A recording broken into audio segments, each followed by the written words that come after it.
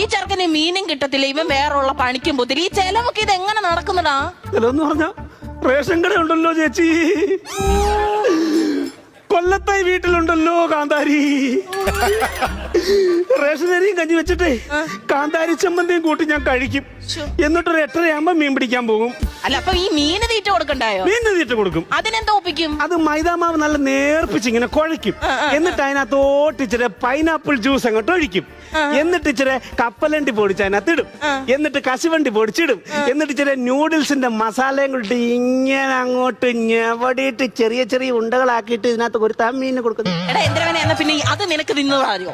അയ്യോ, അത് പറ്റത്തില്ല. മീനിന് ഇത് കൊടുത്തില്ലെന്ന് ഭയങ്കര വിഷയമാണ്. മീൻ വഴക്കുണ്ടാക്കും നിന്നോട്? പിന്നെ ഇല്ലയോ, എന്റെ പൊന്നു ചേച്ചി, കഴിഞ്ഞ ദിവസം തീറ്റ ഇല്ലാഞ്ഞിട്ട് ഞാൻ തിട്ടേന്ന് ഈ കൽത്തിട്ടയില്ലേ, അതിനകത്തുനിന്ന് ഒരു മണ്ണിനെ കുഴിച്ചെടുത്ത് ഈ ചൂണ്ടയെ കൊളുത്തി ആറ്റിൽ ഇങ്ങനെ ഇരുന്നു. ഇച്ചിരി കഴിഞ്ഞപ്പോ ഒരു ആറ്റുവാള പൊങ്ങി വന്ന് എന്നോട് പറയുവാ, കൊണ്ടുപോ